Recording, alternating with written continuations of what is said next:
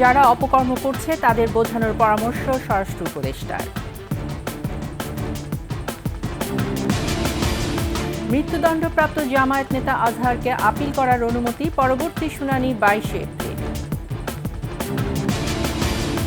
কর্তৃপক্ষের নির্দেশে হল ছেড়েছেন খুলনা বিজ্ঞান ও প্রযুক্তি বিশ্ববিদ্যালয়ের শিক্ষার্থীরা, অনেকেই ক্ষুব্ধ।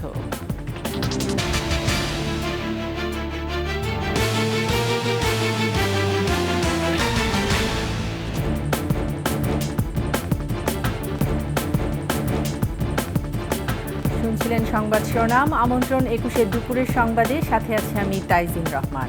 দর্শক, 21 টেলিভিশনের সংবাদ একই সাথে সরাসরি দেখতে পাবেন আমাদের ফেসবুক পেজ www.facebook.com/2124 অনলাইনে। এছাড়া সাবস্ক্রাইব করতে পারেন www.youtube.com/@21etv চ্যানেলে।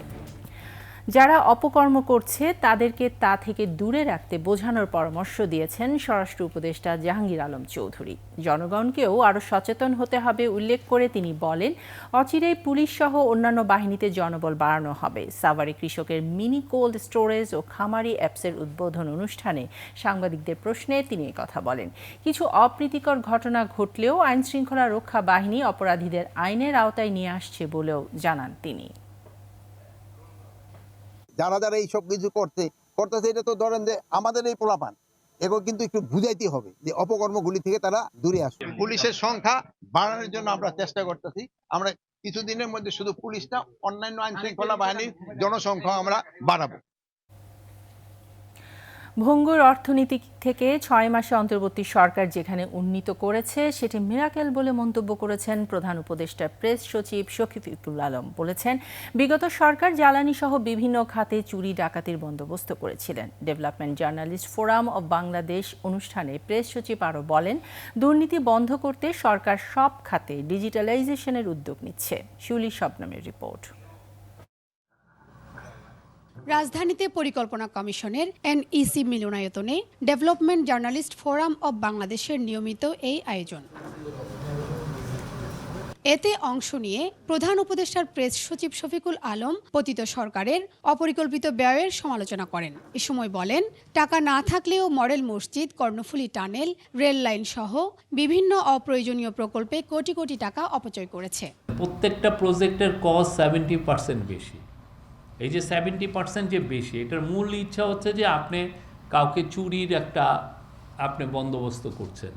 আপনি গ্রামে একটা প্রজেক্ট নিলে এখানে যাতে আপনার যেগুলো পলিটিক্যাল অপারেটর, আপনি তাকে হ্যাপি করার চেষ্টা করছেন। প্রেস সচিব বলেন, অন্তর্বর্তী সরকার এখন অর্থনৈতিক স্থিতিশীলতা ফেরাতে কাজ করছে। চিটাং পোর্টটাকে আমার খুব এফিশিয়েন্ট করতে হবে, এটা খুবই ক্রুশিয়াল। এটা নিয়ে সিরিজ আকারে ফরেন ইনভেস্টরদের সাথে কথা বলা হয়েছে। কিহাকসুন পার্টিকুলারই বলছেন যে বাংলাদেশ কখনোই ফ্যাশনেবল আইটেম বেশি করে পাবে না যদি না আমরা এই লিড টাইমটা কমাই বা এই জায়গাটায় আমরা অ্যাড্রেস করি। জননিরাপত্তা সরকারের অগ্রাধিকার উল্লেখ করে প্রেস সচিব বলেন, দ্রুত আইন শৃঙ্খলা পরিস্থিতি ভালো হবে। সিচুয়েশন ডেটোরিয়েট না করে সেটার জন্য চেষ্টা। আমাদের নাইট টাইম পেট্রোল বাড়িয়েছে, কম্বাইন্ড পেট্রোল হচ্ছে। শিউলি শবনম, 21 টেলিভিশন, ঢাকা। বৈষম্য বিরোধী ছাত্র আন্দোলনের সাবেক সমন্বয়কদের উদ্যোগে নতুন ছাত্র সংগঠনের আত্মপ্রকাশ ঘটতে যাচ্ছে আজ বেলা 3টায় ঢাকা বিশ্ববিদ্যালয়ের মধুর ক্যান্টিনে সংবাদ সম্মেলন করে সংগঠনটির আনুষ্ঠানিক ঘোষণা দেওয়া হবে। সংবাদ বিজ্ঞপ্তিতে নতুন এই ছাত্র সংগঠনের সঙ্গে যুক্ত আল মাসনুন নামের এক শিক্ষার্থী এ তথ্য জানান। নতুন এই ছাত্র সংগঠনের সম্ভাব্য নাম হিসেবে আলোচনায় রয়েছে গণতান্ত্রিক ছাত্র সংসদ। এই ছাত্র সংগঠনের নেতৃত্বে থাকছেন কার্যক্রম স্থগিত হওয়া গণতান্ত্রিক ছাত্র শক্তির সাবেক নেতারা। নতুন ছাত্র সংগঠনের কেন্দ্রীয় আহ্বায়ক হচ্ছেন আবু বাকের মজুমদার। জামায়াত নেতা এটিএম আজহারুল ইসলামের মৃত্যুদণ্ডের রায়ের বিরুদ্ধে লিভ টু আপিল করার অনুমতি দিয়েছে আপিল বিভাগ। মামলার পরবর্তী শুনানি 22 এপ্রিল। বুধবার রিভিউ মামলার শুনানি শেষে প্রধান বিচারপতি সৈয়দ রেফাত আহমেদের নেতৃত্বাধীন আপিল বিভাগে এই অনুমতি দেন। আদালতে আজহারের আইনজীবী 4টি গ্রাউন্ডে বক্তব্য উপস্থাপন করেন। তিনি বলেন, আপিল বিভাগ পূর্বে আজহারের সাজা বহাল রেখে যে রায় দিয়েছিল সেখানে আন্তর্জাতিক আইন মানা হয়নি। যেভাবে আন্তর্জাতিক আইন বাদ দেওয়া হয়েছে তা আপত্তিকর। এছাড়া মামলার আসামিরা আদালতে যে সাক্ষ্য দিয়েছে তাতেও ধোঁয়াশা রয়েছে। আদালত লিপ্ত আপিলের অনুমতি দিয়ে আগামী 22 এপ্রিল আপিল পরবর্তী শুনানির দিন ধার্য করেন। আসামিকে 2 সপ্তাহের মধ্যে মামলার সারসংক্ষেপ জমা দিতে বলা হয়েছে। আজহার 2012 সালে গ্রেফতার হবার সময় জামাতের ভারপ্রাপ্ত সেক্রেটারি জেনারেল ছিলেন। তার বিরুদ্ধে মানবতা বিরোধী অপরাধের দায়ে 2014 সালে মৃত্যুদণ্ডাদেশ দেয় আন্তর্জাতিক অপরাধ ট্রাইব্যুনাল। আন্তর্জাতিক আইন ওনারা মানেন নাই, এই মেইন গ্রাউন্ডে রিভিউ অ্যালাউ হয়েছে। সেকেন্ড যে গ্রাউন্ডে রিভিউ লিভ গ্রান্ট হয়েছে, রিভিউ অ্যাপ্লিকেশনটা অ্যালাউ হয়েছে, সেটা হচ্ছে যে ওনারা যেভাবে ইন্টারপ্রিট করেছেন আইনটাকে, সেই ইন্টারপ্রিটেশনটা ম্যালাফাইডি ছিল। এই গ্রাউন্ড আমরা নিয়েছি, এটা আমাদের বক্তব্য ছিল, এবং এই গ্রাউন্ডেও আমাদের রিভিউ অ্যাপ্লিকেশনটা অ্যালাউ হয়েছে এবং লিভ গ্রান্ট হয়েছে। আর পরবর্তী ডেট হচ্ছে 22 এপ্রিল, যেদিন মূল এপিলটা শুনানি হবে। খুলনা বিজ্ঞান ও প্রযুক্তি বিশ্ববিদ্যালয় বন্ধ ঘোষণা করায় আবাসিক হল ছেড়েছেন শিক্ষার্থীরা। সকাল থেকে প্রয়োজনীয় সামগ্রী নিয়ে হল থেকে বের হন অনেকেই। মঙ্গলবার বিকেলে সিন্ডিকেটের 99তম জরুরি সভায় বিশ্ববিদ্যালয়ের সকল একাডেমিক কার্যক্রম অনির্দিষ্টকালের জন্য বন্ধ ঘোষণা করে কর্তৃপক্ষ। সকালের মধ্যে সকল শিক্ষার্থীকে হল ছাড়ার নির্দেশ দেয় প্রশাসন। এই সিদ্ধান্তে ক্ষোভ প্রকাশ করেন সাধারণ শিক্ষার্থীরা।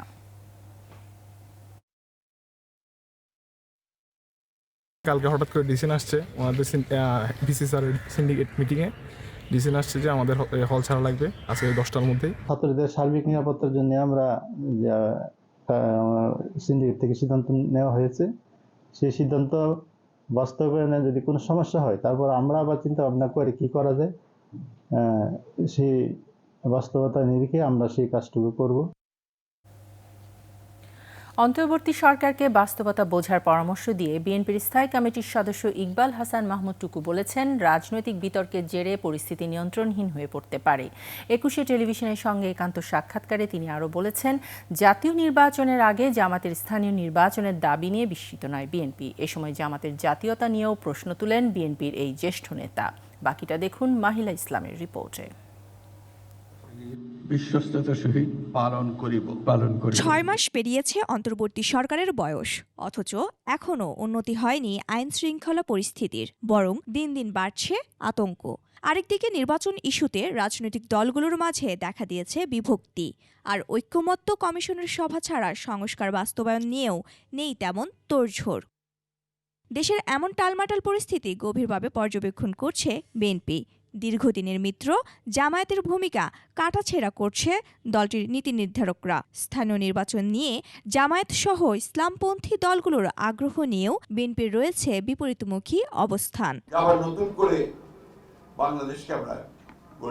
21 টেলিভিশনকে দেয়া একান্ত সাক্ষাৎকারে বিএনপি নেতা ইকবাল হাসান মাহমুদ টুকু তুলে ধরেন জামায়াতের দীর্ঘদিনের বাস্তবতা বিমুখ রাজনীতির কথা। জামায়াত সবসময় পিপুলস অ্যাসপিরেশনের বিরুদ্ধে থাকে। যখন ব্রিটিশ আমলে যখন পাকিস্তানের জন্য লড়াই করা হচ্ছে, তখন তারা ওই ব্রিটিশকে সাপোর্ট করেছে, পাকিস্তান মুভমেন্টকে সাপোর্ট করে নাই। আবার বাংলাদেশের সময় আমরা যখন সারা জাতি এক হয়ে গেছে, তখন তারা মুক্তিযুদ্ধের বিরোধিতা করেছে এবং অক্সিলারি ফোর্স হিসাবে কাজ করেছে। সুতরাং জামাতের এই ধরনের স্ট্যান্ড নিয়ে আমি খুব অবাক হইনি। দেশের চলমান সংকট নিয়ে সাবেক এই মন্ত্রী বলেন, কাজের পরিধি বড় করায় রুটিন কাজেও হোঁচট খাচ্ছে অন্তর্বর্তী সরকার। আর্মি আছে, মাঠে আছে, কিন্তু সেই আর্মিকে তো কাজে লাগাইতে হবে। তো এই যে ব্লক রেড করে করে যে অস্ত্র নিয়ে আসা, এখনো কোনো সুযোগ পেলে আওয়ামী লীগ অস্ত্র বের করছে। সুতরাং এই যে বাস্তব যে জিনিসগুলো আছে, এগুলোকে উপলব্ধি না করে যদি দৃষ্টি এদিক ওদিকে নিয়ে যাওয়া যায়, মূল লক্ষ্যটাই নষ্ট হয়ে যাবে। সংকট উত্তরণে জাতীয় নির্বাচনেই সমাধান দেখেন অভিজ্ঞ এই রাজনীতিবিদ। গণতন্ত্রের যাত্রা বাধাগ্রস্ত করতে নানামুখী ষড়যন্ত্রের আশঙ্কাও তার। সরকারের উচিত যে অতি দ্রুত নির্বাচন দিয়ে জনগণের নির্বাচিত সরকারের হাতে ক্ষমতা হস্তান্তর করা, এবং এই যে সমস্যাগুলো তৈরি হচ্ছে, যত দিন যাবে তত এই সমস্যা ভারী হবে, এবং যাতে এমন অবস্থা না হয় যে নির্বাচিত সরকারে এসেও এটাকে হ্যান্ডেল করতে যে অনেক নাকানি জোবানি খেতে হয়। গণতন্ত্রের অভিযাত্রায় বিএনপি নতুন রাজনৈতিক দলকে স্বাগত জানায়, তবে তা ক্ষমতা কুক্ষিগত করার কোনো প্রচেষ্টা হলে প্রতিহত করবে জনগণ।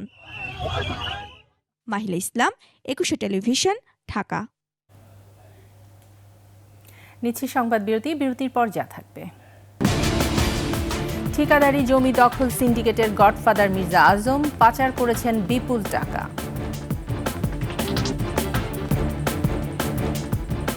আমন্ত্রণ ২১ সংবাদে। দলীয় প্রভাব আর ক্ষমতার অপব্যবহার করে গড়ে তুলেছেন অঢেল সম্পদের পাহাড়। সরকারি দপ্তরে ঠিকাদারি, জমি দখল, দলীয় মনোনয়ন, পদ পদবি সবই নিয়ন্ত্রণ করতেন তিনি। স্ত্রী সন্তান সহ পরিবারের প্রত্যেক সদস্যের নামে রাজধানী সহ দেশের বিভিন্ন স্থানে জমি, ফ্ল্যাট ও ব্যবসা প্রতিষ্ঠান সহ গড়ে তুলেছেন কোটি কোটি টাকার সম্পদ। বলছি জামালপুর ৩ আসনের সাবেক সংসদ সদস্য ও আওয়ামী গডফাদার খ্যাত মির্জা আজমের কথা। প্রতিনিধির পাঠানো তথ্য ছবিতে বিস্তারিত জানাচ্ছেন ইউসুফ হাসান নাইম। প্রধানমন্ত্রী তাকে মনোনয়ন দিয়েছেন।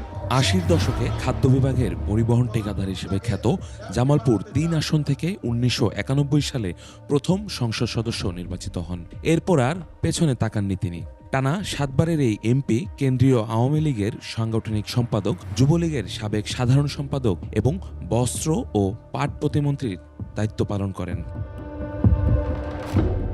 রাজনৈতিক দায়িত্ব পালনের পাশাপাশি দেশব্যাপী রয়েছে তার ব্যবসা বাণিজ্য। পাশাপাশি উন্নয়নের নামে প্রকল্প থেকে লুটপাট করেন কোটি কোটি টাকা। ২০ কোটি টাকা ব্যয়ে শহরের দেউরপাড়ের চন্দ্রায় দখল করা জমিতে স্ত্রীর নামে গড়েছেন আলেয়া গার্ডেন। ২০১৬তে ওরা ভার্সিটির নামে জমিটা দখল করে। অনেক ঘোরাঘুরির পরও আমার মূল্য দেয় নাই, আমার আসতেও দেয় নাই। আমরাও যাই ২-২৫০ লোকে যায় প্রতিবাদ করছি, আমগো রাস্তা মাস্তা দিব না, মানে আমগোর কথা শুনেই নেই। সে কি একটা পানি যাবো, একটা পানি খাবো, হি আমার জায়গাটা দেয় নাই। আর এই জায়গারে আঙ্গুরে কত জোর জবস্তি করে দখল করে যে নিছে। আজমে এলাকা আরো ৩-৪ একর জমিন, বাহানপাড়া একর জমিন বেদখল দিয়ে খাইলো। উনি জামালপুরে উন্নয়নের নামে দুর্নীতির এক মহোৎসব চালিয়েছেন।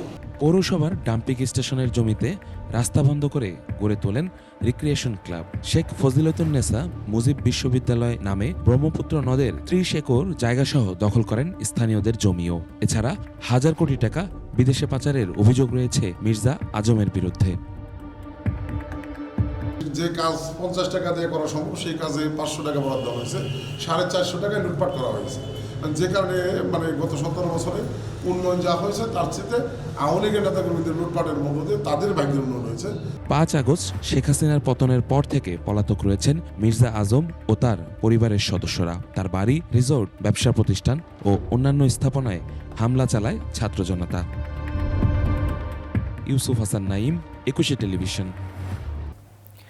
আসন্ন রমজান মাসে নিত্য প্রয়োজনীয় পণ্যের ভেজাল প্রতিরোধে বিশেষ অভিযান পরিচালনা করা হবে বলে জানান শিল্প উপদেষ্টা আদিলুর রহমান খান। বুধবার শিল্প মন্ত্রণালয়ে প্রেস ব্রিফিংয়ে তিনি বলেন, রমজান মাসে প্রতিদিন ঢাকা মহানগরীতে ৩টি এবং জেলা ও আঞ্চলিক কার্যালয়ে ১ বা একাধিক ভ্রাম্যমাণ আদালত পরিচালনা করবে বিএসটিআই।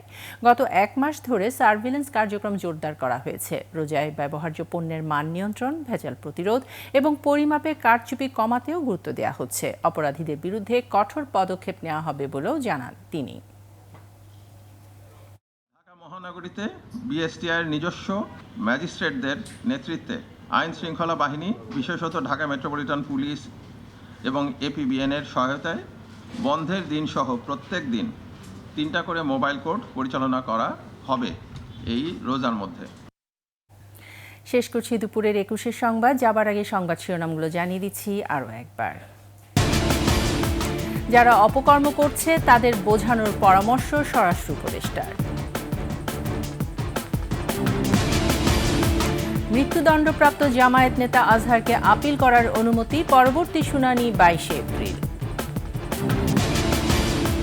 কর্তৃপক্ষের নির্দেশে খুলনা বিজ্ঞান ও প্রযুক্তি বিশ্ববিদ্যালয়ে হল ছাড়ছেন শিক্ষার্থীরা, অনেকেই ক্ষুব্ধ।